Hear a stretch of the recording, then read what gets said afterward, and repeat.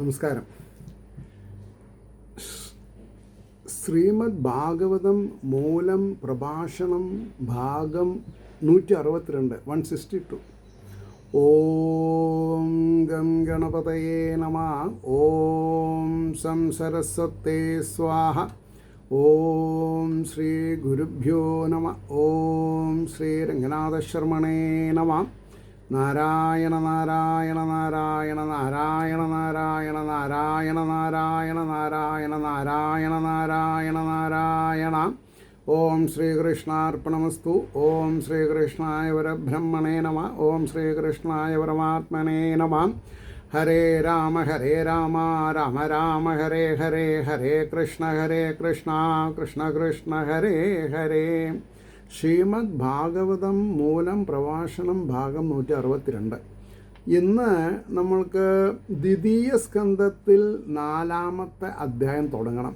ഓം നമോ ഭഗവതേ വാസുദേവായ. ശ്രീമദ് ഭാഗവതം ദ്വിതീയ സ്കന്ധം 4-ാം അധ്യായം. സൂതാ ഉവാച. ശ്ലോകം 1.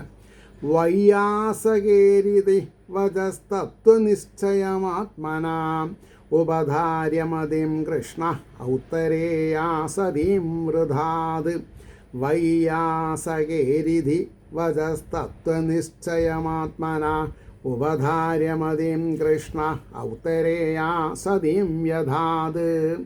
ഉത്തരയുടെ പുത്രൻ ആത്മാവിൻ്റെ തത്വത്തെ നിശ്ചയിക്കുന്നതായ വ്യാസപുത്രൻ്റെ ഇപ്രകാരമുള്ള വാക്കുകളെ നന്നായി ധരിച്ചിട്ട്, നന്നായി മനസ്സിലാക്കിയിട്ട് ശോഭനമായ ബുദ്ധിയെ കൃഷ്ണനിൽ വിശേഷേണ ധരിച്ചു. ഇനി എന്താ വേണ്ടത്? ഇതാണ് നമ്മുടെ ഉദ്ദേശം.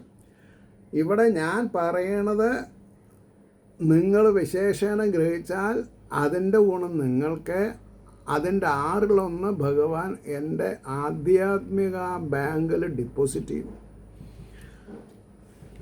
അതാണ് എനിക്കുള്ള ബ്ലെസ്സിങ്സ്. ആ ബ്ലെസ്സിങ്സാണ് എൻ്റെ കുടുംബത്തിൻ്റെ ഐശ്വര്യം. അല്ലാണ്ട് ഞാനൊന്നും സമ്പാദിച്ചിട്ടില്ല. എല്ലാം രാമകൃഷ്ണ ഗോവിന്ദ, രാമകൃഷ്ണ ഗോവിന്ദ. അത് അങ്ങേയറ്റം എൻ്റെ ഗുരുനാഥൻ എനിക്ക് അദ്ദേഹത്തിൻ്റെ ജീവിതാനുഭവങ്ങളും അദ്ദേഹത്തിൻ്റെ ആധ്യാത്മിക നേട്ടങ്ങളും അദ്ദേഹം എന്നെ വത്സല ശിഷ്യ എന്ന് പറഞ്ഞാണ് എൻ്റെ അക്കൗണ്ടിലേക്ക് ഇട്ടു. അതിൻ്റെ ഇൻട്രസ്റ്റ് തന്നെ ധാരാളം എനിക്ക്. പക്ഷേ ഈശ്വരൻ്റെ നിയോഗത്തിന് ഞാൻ മാനിക്കണം. ഞാൻ എൻ്റെ ആത്മാവിൻ്റെ ഔന്നിത്യത്തിൽ ഞാൻ അനുഭവിക്കുന്ന ആനന്ദം, പരമാനന്ദം ഉണ്ടല്ലോ, അതാണ് നിങ്ങളിൽ കൂടെ ചിലപ്പോൾ എനിക്ക് നിങ്ങളുടെ കമൻസ് കൂടെ റിഫ്ലക്റ്റ് ആവണത്, വേറൊന്നുമല്ല. ഏതായാലും നോക്കുക, അതിൻ്റെ ഇപ്പോൾ പറഞ്ഞ വാക്കാർത്ഥത്തിൻ്റെ ഭാവാർത്ഥത്തിലേക്ക് പോവുക. പരീക്ഷിത്തു മഹാരാജാവ് ചോദിച്ച സൃഷ്ട്യാദികളായ ഈശ്വരലീലകളെ ശുഗമുനി ബ്രഹ്മാവിനും നാരദനും തമ്മിലുണ്ടായ സംവാദമുഖേന ബോധിപ്പിക്കുന്നതിനെ സൂതൻ ശൗനകാദികളോട് പറയണം. എന്താ പറഞ്ഞത്? രാജാവ് ചെയ്ത ചോദ്യത്തെ അവതരിപ്പിക്കുവാൻ വേണ്ടിയിട്ട് രാജാവിൻ്റെ ഇപ്പോഴത്തെ സ്ഥിതിയെ പ്രസ്താവിക്കണം. അതെന്താ?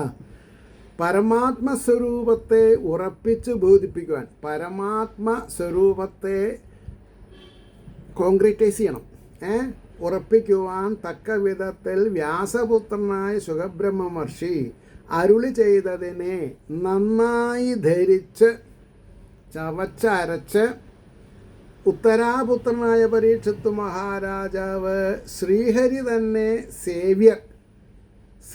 ശ്രീഹരി തന്നെയാണ് സേവിക്കേണ്ടത്. വേറെ ആരും സേവിച്ചിട്ട് കാര്യമില്ല. പ്രത്യേകം ശ്രദ്ധിക്കുക. തൻ്റെ ഉള്ളിലുള്ള ചൈതന്യം ഏതൊരു ശംഭോശങ്കര മഹാദേവനാണ്, ഏതൊരു ഓം നമോ ഭഗവതേ വാസുദേവ ആയ ആണ്, അതിനെയാണ് നമ്മൾ മാനിക്കേണ്ടത്.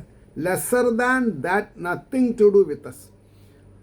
ഈ ചൈതന്യം ബാലാഗ്രശതഭാഗസ്യ വിസ്തരസേകോ ജീവ, ഈ ബ്രഹ്മചൈതന്യത്തിൽ നിന്ന് താഴേക്ക് നമ്മൾ ഇറങ്ങേണ്ട ആവശ്യമില്ല.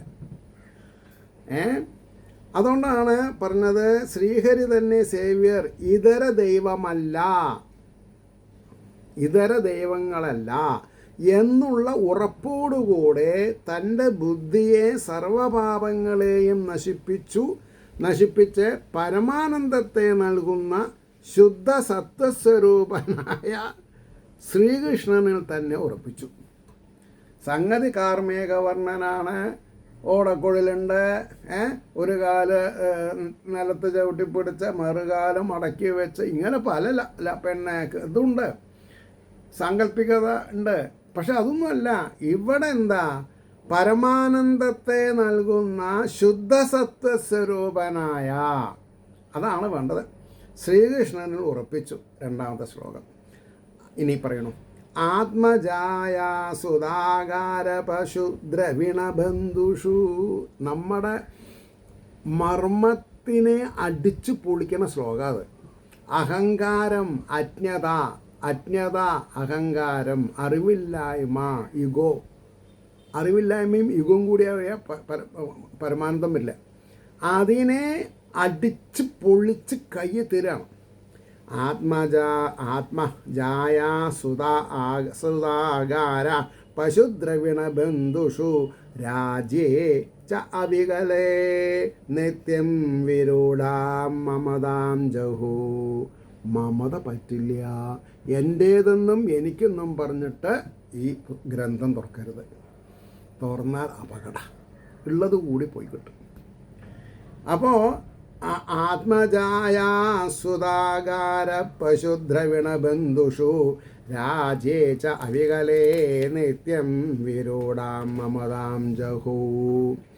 ദേഹം, ഭാര്യ, ശ്രദ്ധിക്കണം, പുത്രൻ, ഗൃഹം, മൃഗം, ധനം, പൂർണ്ണം, തഴച്ചു വളർന്ന എൻ്റേതെന്ന ഭാവം ഉപേക്ഷിക്കണം. ഉപേക്ഷിച്ചാലേ ഈശ്വരൻ, ഈ പരമാനന്ദ സ്വരൂപനായിരിക്കുന്ന കൃഷ്ണൻ്റെ ലീലാവിലാസങ്ങളെ അനുഭവ മണ്ഡലത്തിലേക്ക് കൊണ്ടുവരാൻ പറ്റും. അതിനാണ് ഈ പുത്രേഷണ, ധാരേഷണ, അർത്ഥേഷണ, ഈ മൂന്നെണ്ണത്തിലും മയങ്ങിപ്പോയ നശിച്ചു മനുഷ്യൻ. എന്നാൽ അതൊക്കെ വേണം. എങ്ങനെ? As it is, no less no more. അതൊരു ലക്ഷ്മണരേഖ വരയ്ക്കാൻ സാധിക്കണം. സമ്പത്ത്, വീട്, ഐദർ സ്പോസ്, കുട്ടികൾ, ഒക്കെ ഒരു ലക്ഷ്മണരേഖ വേണം. അവിടുന്ന് അങ്ങോട്ടും ഇങ്ങോട്ടും പോകാൻ പാടില്ല. പോയാൽ നരകം വരും. മനസ്സിലായോ? പറയണു, ശരീരം, ഭാര്യ, പുത്രന്മാർ, രാജധാനി, ഗജാതികളായ മൃഗങ്ങൾ, ഭണ്ഡാരം, ബന്ധുക്കൾ, പരിപൂർണമായ രാജ്യം, ഇവയിൽ എപ്പോഴും ഉറച്ചു നിൽക്കുന്നതായ മമതയെ, എൻ്റേതെന്നുള്ള അഭിമാനത്തെ വെടിഞ്ഞു. ഇവയൊന്നും എൻ്റേതല്ല എന്ന് നിശ്ചയിച്ചാൽ അതിൽ നിന്ന് നമ്മൾക്ക് ശോകം ഉണ്ടാവില്ല. എൻ്റേതാന്ന് വിചാരിക്കുമ്പോൾ ശോകം ഉണ്ടാവും. പരമശയോ, എൻ്റേതെന്ന് പറയാൻ എൻ്റെ ആത്മാവ് മാത്രമേ ഉള്ളൂ. എന്ന് പറഞ്ഞാൽ എൻ്റെ ഉള്ളിലുള്ള ചൈതന്യം, ഈ ശരീരത്തിൽ ആ ചൈതന്യം ഉള്ളതുകൊണ്ട് ഞാൻ പ്രകടമാവണം. ഇല്ലെങ്കിൽ എനിക്ക് പ്രകടമാവാൻ പറ്റില്ല. നിങ്ങളുടെ അപ്രീഷിയേഷൻ എനിക്ക് ഉൾക്കൊള്ളാൻ പറ്റില്ല. ഞാൻ ശവാണെങ്കിൽ അങ്ങനെയല്ല എനിക്ക് പറയാൻ പറ്റുള്ളൂ. അപ്പോൾ എൻ്റേതെന്ന് പറഞ്ഞാൽ till the last breath the godliness which indwells എന്ന് പറയുമ്പോൾ തന്നെ അർത്ഥമായി അകത്തുള്ള പ്രതിഭാസെ നമ്മളെ സഹായിക്കൂ. ലക്ഷദ്വീപം കണ്ടതുകൊണ്ട് നമുക്ക് പുണ്യം കിട്ടുമോ? ആറാട്ടെഴുന്നള്ളിപ്പിന് പോയി കുളിച്ചു, ഓക്കെ, പോകുമ്പോൾ വീട്ടിൽ നിന്ന് പോകുമ്പോഴത്തെ മാനസികാവസ്ഥയല്ലേ വന്നാലും ഇൻഡിവിജ്വൽ ഗെയിൻസ്. അതേമാതിരി അയ്യപ്പൻ്റെ മകരവിളക്ക് കണ്ടു, ഓക്കെ, ലെറ്റ് ഇറ്റ് ബി. പക്ഷേ ഇതിൻ്റെ ഒക്കെ ഒരു പശ്ചാത്തലം അവരവരുടെ ഉള്ളിലുള്ള ട്രാൻസ്പെറൻസി, മോഡ് ഓഫ് കോണ്ടാക്റ്റ്, സഹജീവികളോട് നമ്മൾ എങ്ങനെ പെരുമാറണം, അത് പ്രീതിജനകമാണോ? V R saved. ഇല്ലെങ്കിൽ ഒരു കാര്യമില്ല എന്നുള്ളതാണ്. ഇപ്പോൾ തൂശയിലയിൽ 4 പൂവിട്ടൊരു വിളക്കും വെച്ച് ഐക്യമത്യ സൂക്തം ചൊല്ലി, അല്ലെങ്കിൽ കനകധാരാ സ്തോത്രം ചൊല്ലി നമുക്ക് എന്താ ഫലം?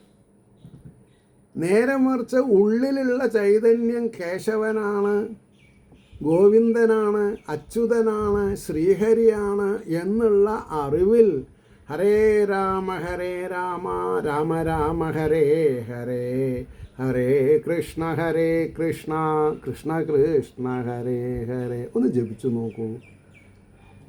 മനസ്സിന് എത്രയോ ഭാരം കമ്മി തരും. മനസ്സിൻ്റെ ഭാരം കമ്മിയാവും. അപ്പോൾ എനിക്ക് അവയോടും അവയ്ക്ക് എന്നോടുമുള്ള ചേർച്ച താൽക്കാലികവും അവാസ്തവുമാണെന്ന് നിശ്ചയിച്ച് മനസ്സിനെ അവയിൽ നിന്ന് വിടർത്തി എന്ന് സാരം. വിവാഹം കഴിക്കുന്നതിന് മുമ്പ് സ്പൗസ് എവിടെ പോയി? കുട്ടികൾ ഉണ്ടാവുന്നത് വരെ കുട്ടികൾ എവിടെയായിരുന്നു? ഈ കുട്ടികൾ വിവാഹാനന്തരം നാട് വിട്ടാൽ, കനഡയിലോ ആസ്ട്രേലിയയിലോ അമേരിക്കയിലോ ഗ്രീൻ കാർഡ് ഹോൾഡറായാൽ നമുക്ക് അടുത്തുള്ള വൃദ്ധാലയം ഏതാച്ചാൽ നോക്കി നിവർത്തിയുള്ളൂ. അല്ലെങ്കിൽ അത്രയും സഹനശക്തിയോടുകൂടി എൻ്റെ ഈശ്വരൻ എൻ്റെ ഉള്ളിലുണ്ട്, ചിന്മയാനന്ദൻ അല്ലേ, കാരുണ്യക്കടൽ, പ്രേമവത്സലല്ലേ, അങ്ങനെ ഒറ്റയ്ക്ക് ജീവിച്ച് പഠിക്കാൻ സാധിക്കണം. ഒറ്റയ്ക്ക് ജീവിക്കാൻ, എവിടെ വീണ് മരിക്കട്ടെ, അതും ഉറപ്പാണ്. എവിടെ വീണായാലും മരിക്കും. മരിച്ച എവിടെയായാലും വീഴും. പിന്നെന്താ, നമ്മൾ അറിയാൻ പോകണില്ല, ഒന്നും അറിയില്ല. പക്ഷെ മരിക്കണതിൻ്റെ മുമ്പേ മമത വിട്ടിട്ടുണ്ടെങ്കിൽ ഉറപ്പിക്കാം, പുനരഭിമരണം ഉണ്ടാവില്ല, പുനരഭിചരണം ഉണ്ടാവില്ല. ഒരാളേനും തേക്കേണ്ട ആവശ്യമില്ല, ഒരാൾ നമ്മളെ തേക്കില്ല. അങ്ങനെയുണ്ട് ജീവിതത്തിൽ. ഈ തേപ്പ് ഇപ്പോൾ വലിയ കാര്യമാണ്. അടുത്ത ശ്ലോകം 3. പപ്രച്ച ച. അവിടെ എനിക്ക് എന്നെ ഒന്ന് മനസ്സിലാക്കാണ്ട്. പപ്രശ്ച,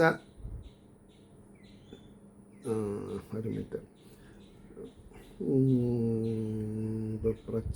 പപ്രച്ച ഏവം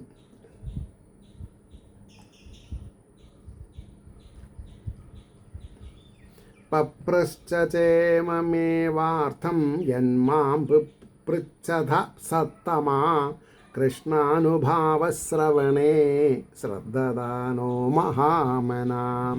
പപ്രശ്ച ച ഇമമേവാർത്ഥാം ഇമമേവാർത്താം.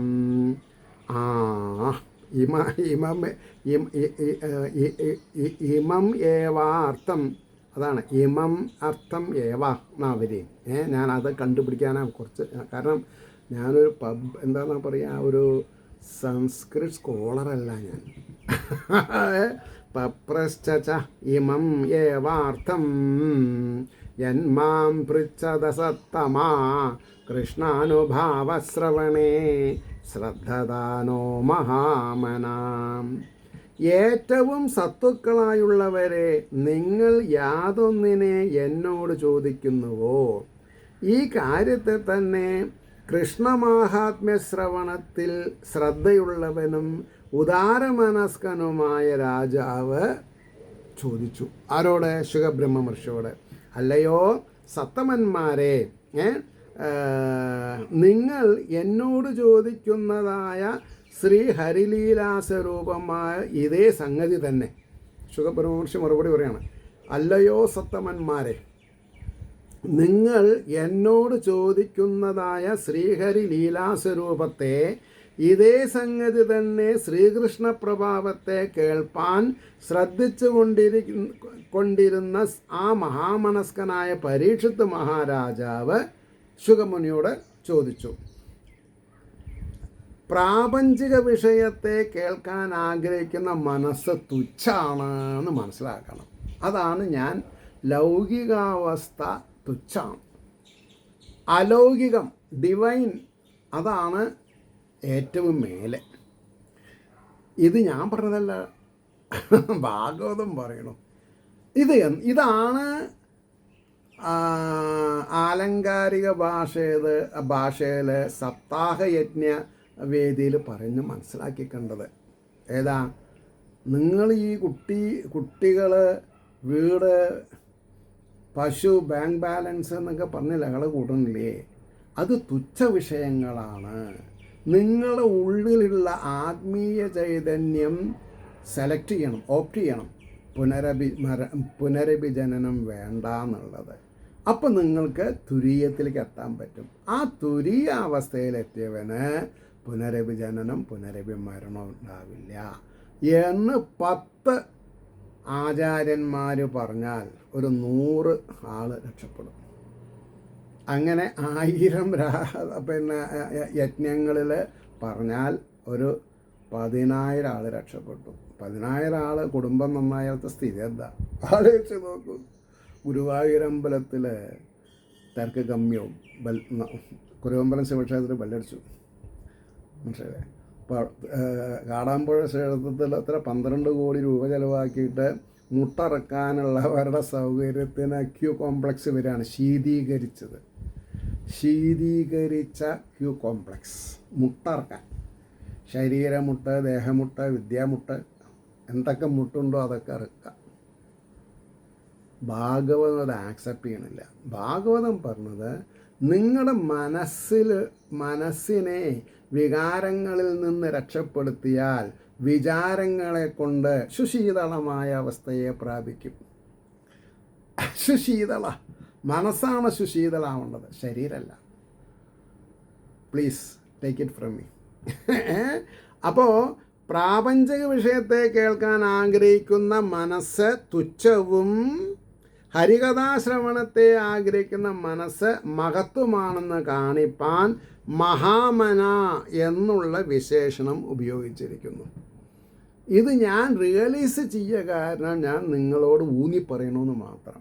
ഞാൻ റിയലൈസ് ചെയ്തിട്ടില്ലെങ്കിൽ ഞാനും നിങ്ങളുടെ അടുത്ത് ചുളിവിൽ ആ മന്ത്രം ചെല്ലു, ഈ മന്ത്രം ചെല്ലും എന്ന് പറഞ്ഞിട്ട് ഞാനും കണ്ടക്ഷോഭം ജപിക്കും.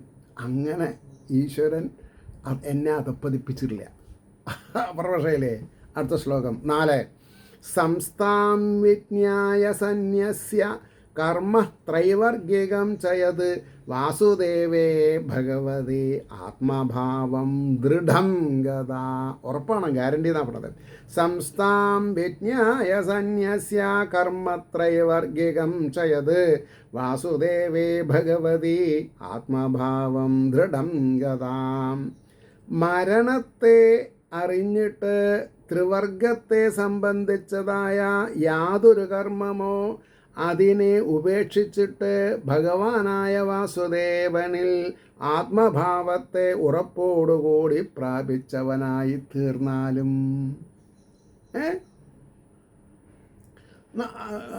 അങ്ങനെ ആശ്വസിപ്പിക്കുകയാണ്. ഇവിടെ ആയി എന്ന് തന്നെയാണ് പറഞ്ഞത്. പ്രാപിച്ചവനായി തൻ്റെ ശരീരാവസാന കാലം ഇന്നതാണെന്ന് കൃത്യമായി അറിഞ്ഞ ഉടനെ ധർമാർത്ഥകാമങ്ങളെന്ന 3 പുരുഷാർത്ഥങ്ങളെ സംബന്ധിച്ചിരിക്കുന്ന കർമ്മങ്ങളെ മുഴുവനും ഉപേക്ഷിച്ചു. ആദ്യത്തെ 3 ഉപേക്ഷിച്ചു, 4മത്തേൽ മുറുകെ പിടിച്ചു. അതായത് ധർമ്മം വളർത്തണമെന്നോ അർത്ഥമുണ്ടാക്കണമെന്നോ കാമങ്ങളെ പൂർത്തീകരിക്കണമെന്നോ എന്നുള്ള ലൗകികാവസ്ഥേനെ മാറ്റി. എന്നിട്ട് പുനരഭിജനനം ഇല്ലാത്ത മോക്ഷപ്രാപ്തിക്ക് ഉപകരിക്കേണ്ടത് എന്താണ്? ജ്ഞാനാദി ഗുണങ്ങളുടെ പരിപൂർത്തിയോടുകൂടിയ ശ്രീ വാസുദേവനിൽ ഭഗവാൻ പരിപൂർണനാണെന്നാണ് പറഞ്ഞത്. എങ്ങനെ? ജ്ഞാനാദി ഗുണങ്ങൾ, അതായത് ഭക്തിജ്ഞാന വൈരാഗ്യമുള്ള ആളാണ് ഭഗവാൻ. ശ്രീ വാസുദേവനിൽ പരമപ്രേമത്തോടുകൂടെ ആത്മാവായിരിക്കുന്നത് വാസുദേവൻ തന്നെ എന്ന് ദൃഢമായി വിശ്വസിച്ചുകൊണ്ട് ചോദിച്ചു. എന്നിലുള്ള വസിക്കുന്ന ദേവൻ തന്നെയാണ് എല്ലാവരിലും നിന്ന് മനസ്സിലാക്കി കഴിഞ്ഞാൽ കമ്മ്യൂണിക്കേറ്റ് ചെയ്യാൻ എളുപ്പമായി. പക്ഷേ ആരും മുന്നോട്ട് വരുന്നില്ല. അവിടെയാണ് പ്രശ്നം. മനസ്സിലായില്ലേ? അടുത്തത് രാജാവ് പറഞ്ഞു. 5ാമത്തെ ശ്ലോകം. സമീചീനം വചോ ബ്രഹ്മൻ സർവജ്ഞസ്യ തവാനഘ തമോ വിശീര്യതേ മഹ്യം ഹരേ കഥയത കഥാം സമീചീനം വചോ ബ്രഹ്മൻ സർവജ്ഞസ്യ തവാനഘ തമോ വിശീര്യതേ മഹ്യം ഹരേ കഥയത കഥാം. ഹരിയുടെ കഥയെ പറയുന്ന അങ്ങയുടെ വചസ്സ് വാക്കുകൾ നല്ലത്, എൻ്റെ ഇരുട്ട് നശിക്കുന്നു, അല്ലെങ്കിൽ അങ്ങയുടെ വചസ്സുകൾ എൻ്റെ മനസ്സിലുള്ള ഇരുട്ടിനെ ഇല്ലാതെ ഉണ്ടാക്കുന്നു. അപ്പോൾ രാജാവ് പരീക്ഷത്ത് ചോദിച്ചു, ഹേ നിർമ്മലനായ മഹർഷേ, ഈ പറയുന്ന ആളിൽ വിശ്വാസം വേണം. മഹർഷയിലെ അത് ഭർത്താവായാലും ഭാര്യയാണെങ്കിലും. ഹേ നിർമ്മലനായ ബ്രഹ്മർഷേ, ശ്രീഹരികഥയെ വർണ്ണിക്കുന്ന അങ്ങയുടെ വാക്ക് ഏറ്റവും നല്ലത് തന്നെ. അതിനെ കേൾക്കുന്ന എൻ്റെ അറിവില്ലായ്മയാകുന്ന അന്ധകാരത്തെ നീങ്ങുന്നു. അറിവില്ലായ്മയാകുന്ന അന്ധകാരം നീക്കലാണ്. ഞാൻ ഇത് റിട്ടയർ ചെയ്യണതിൻ്റെ കുറേ കാലം മുമ്പ് തന്നെ, അതായത് 10-15 കൊല്ലം മുമ്പേ ഞാൻ റിയലൈസ് ചെയ്തു.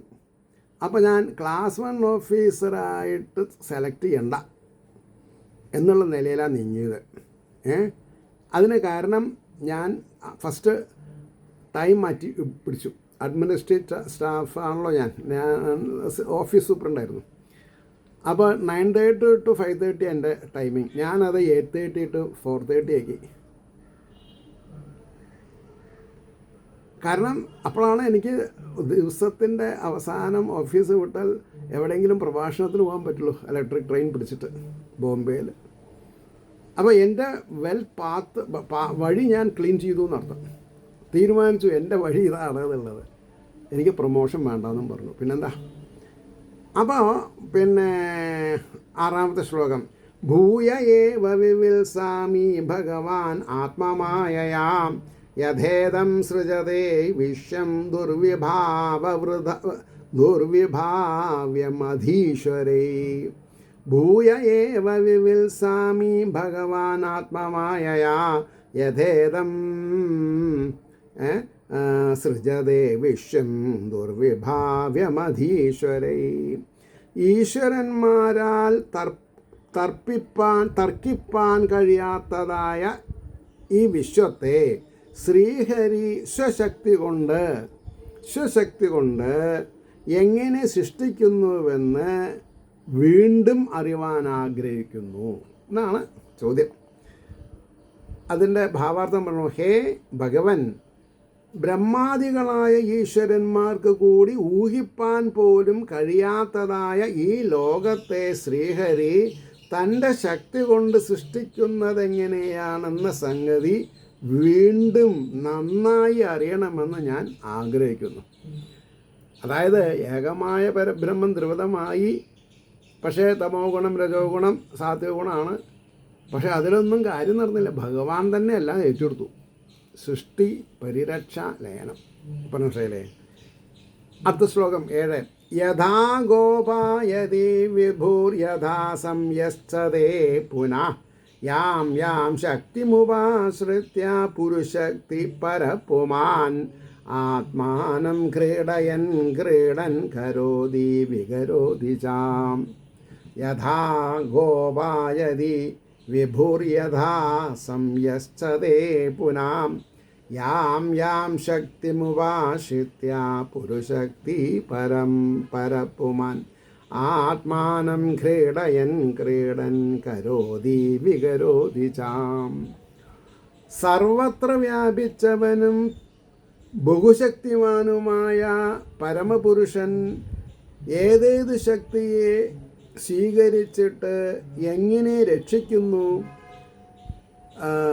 എങ്ങനെ സംഹരിക്കുന്നു, എങ്ങനെ ക്രീഡിക്കുന്നവനായിട്ട് എങ്ങനെ ഉണ്ടാക്കുന്നു, ആത്മാവിനെ കളിപ്പിക്കുന്നവനായിട്ട് എങ്ങനെ വിവിധത്തെ ഉണ്ടാക്കുന്നു. അതായത് ഏകത്തിൽ നാനാത്വം എങ്ങനെ കാണിക്കണത്. പക്ഷെ അത് കണ്ട് നമ്മൾ പരിഭ്രമിക്കരുത്. നാനാത്വത്തിൽ ഏകത്വം കണ്ട് നമ്മൾ സമാധാനിച്ചാൽ മതി. സർവവ്യാപിയും സർവശക്തനുമായ പരമപുരുഷൻ ഏതേത് ശക്തിയെ ആശ്രയിച്ചിട്ടാണ് ഈ ലോകത്തെ രക്ഷിക്കുന്നതും സംഹരിക്കുന്നതും? എങ്ങനെയാണ് ബ്രഹ്മാദി സ്വരൂപനായിട്ട് ആത്മാവിനെ ബഹുവിധമാക്കി തീർക്കുന്നതും ആ സ്വരൂപങ്ങളെ കൊണ്ട് ഓരോ ലീലകളെ നടത്തുന്നത് എങ്ങനെയാണെന്നാണ് ചോദിച്ചത്. അതിന് 8ാമത്തെ ശ്ലോകം പറയണു: നൂനം ഭഗവതോ ബ്രഹ്മൻ ഹരേ അത്ഭുത കർമ്മണ ദുർവിഭാവ്യമിവാ ഭാതി കവിഭിശ്ചാഭിചേഷ്ടിതം. നൂനം ഭഗവതോ ബ്രഹ്മൻ ഹരേ അത്ഭുത കർമ്മണ ദുർവിഭാവ്യം ഇവാ ഭാതി കവിഭിശ്ചാഭിചേഷ്ടിതം. ബ്രഹ്മജ്ഞാനിയായുള്ളവനെ അത്ഭുതമായ കാര്യങ്ങളെ നടത്തുന്ന ഹരിയുടെ വ്യാപാരം, ചേഷ്ടിതം എന്ന് പറഞ്ഞാൽ വ്യാപാരം, വ്യവഹാരം, കവികളാലും ഊഹിപ്പാൻ കഴിയാത്തതെന്ന പോലെ പ്രകാശിക്കുന്നു. എനിക്ക് അറിയുന്നു പറയരുത്, അറിയാൻ ശ്രമിക്കണമെന്നേ പറയാൻ പാടുള്ളൂ. വ്യാപാരം കവികളാലും ഊഹിപ്പാൻ കഴിയാത്ത, എനിക്ക് ഭാഗവതമൊക്കെ അറിയുന്നു ഒരിക്കലും പറയരുത് കേട്ടോ. അറിഞ്ഞാൽ അതാണ് എൻ്റെ ഗുരുനാഥൻ പറഞ്ഞു, അവിടെ ചെറുക്ക ഒരിക്കലും ബ്രഹ്മശ്രീ എന്ന് എഴുതുക കേട്ടോ. എന്താണോ എടാ, അത് സുഖബ്രഹ്മ മഹർഷി മാത്രമേ ഉള്ളൂ. എനിക്കെന്താ അറിയാം, നിനക്കെന്താ അറിയാം? I salute him. ഞാൻ ഓരോ വാക്ക് നിങ്ങൾക്ക് ഹൃദയസ്പർശിയായാൽ അത് ഞാൻ എൻ്റെ ഗുരുനാഥന് ചെയ്യുന്ന നമസ്കാരമാണത്. അതാണ് നിങ്ങൾ ഏറ്റുപിടിക്കുന്നത്. ഒരു ഗവൺമെൻറ് സർവീസിലിരിക്കുന്ന ഒരാൾക്ക് ഉപദേശം കൊടുക്കാനായി അദ്ദേഹത്തിൻ്റെ സ്വഭവനം വിട്ട് ബോംബെയിലേക്ക് വന്നു. അദ്ദേഹത്തിൻ്റെ ചെറിയ മകളെ കാണാവുന്ന വ്യാജേന, അതും സ്വന്തം സഹധർമ്മിണിയുടെ ചിതാഭസ്മം ഗംഗയിൽ ഒഴുക്കിയിട്ട് ഒരു 83 വയസ്സൊരാൾ. നിങ്ങളുടെ ഇടയിൽ കുടുംബത്തിലൊക്കെ ഒരു 83 വയസ്സായിട്ടൊരാളുണ്ടെങ്കിൽ ഒന്ന് ശ്രദ്ധിക്കുക. എന്തൊക്കെ ചെയ്യാൻ പറ്റും, എന്തൊക്കെ ചെയ്യുന്നുണ്ട് എന്ന് ആലോചിച്ച് നോക്കൂ. So I am the blessed എന്ന് ഞാൻ എപ്പോഴും ആവർത്തിക്കണത് എന്താ? അദ്ദേഹത്തിൻ്റെ ആ അവസ്ഥയിൽ കൂടി അദ്ദേഹം ഈ ചെക്കൻ നന്നാവട്ടെ എന്നുള്ള ആഗ്രഹാഭിലാഷങ്ങളെ കൊണ്ട് ആണല്ലോ ഈ ഭാഗവതം ഉപദേശിച്ചത് അല്ലേ? ആലോചിച്ച് നോക്കൂ. എനിക്ക് 22 വയസ്സുള്ളപ്പോൾ എൻ്റെ അച്ഛൻ മരിച്ചു. പിന്നെ എനിക്ക് 47 വയസ്സ് മുതൽക്ക് ഒരു 53 വയസ്സ് വരെ, അത്രയേ ഉള്ളൂ. ആ ഒരു കാലഘട്ടം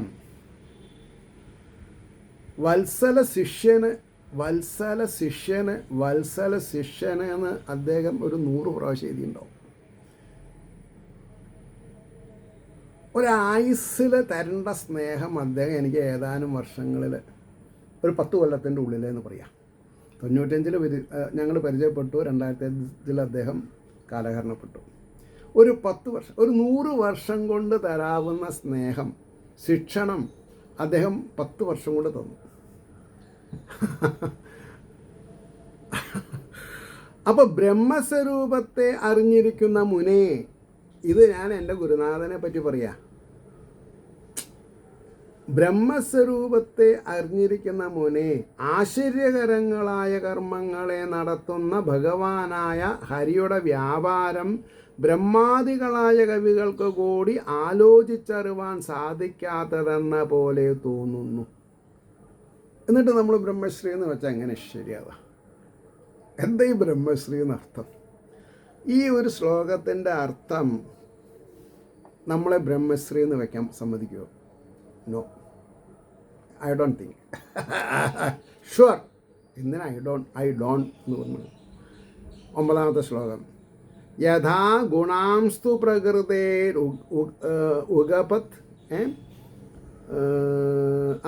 യുഗപത് യഥാ ഗുണാംസ്തു പ്രകൃതേർയുഗപത്ക്രമശോ അഭിവാം ബിഭർത്തി ഭൂരിശക്തി ശക്തിയേകാ കുറുവൻ കർമാണി ജന്മഭി.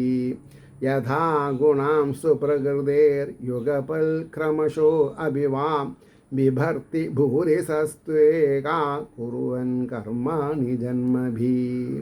ഒരുവൻ ജന്മങ്ങൾ കൊണ്ട് അനേകങ്ങളായ കർമ്മങ്ങളെ ഏകകാലത്തിൽ ചെയ്യുന്നവനായിട്ടോ ക്രമത്തിൽ ചെയ്യുവാനായിട്ടോ പ്രകൃതിയുടെ ഗുണങ്ങളെ എങ്ങനെ ഭരിക്കുന്നു?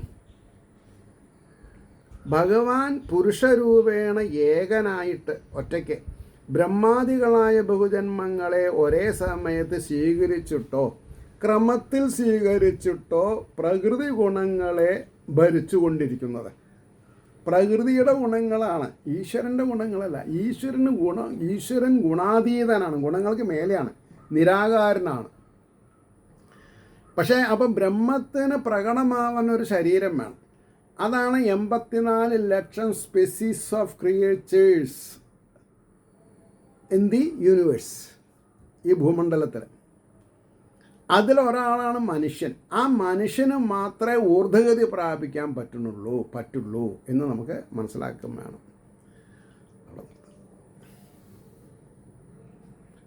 ശ്രീഹരിയുടെ എല്ലാവിധ അനുഗ്രഹാശസ്സുകളും എല്ലാവരുടെയും കർമ്മങ്ങൾക്കനുസരിച്ചിട്ട് മാത്രമേ കിട്ടുള്ളൂ എന്നുള്ള സത്യാവസ്ഥയെ ഓർമ്മപ്പെടുത്തിക്കൊണ്ട് ലോകാ സമസ്ത സുഖിനോ ഭവന്തു ആയിരിക്കട്ടെ നമ്മുടെ പ്രാർത്ഥന.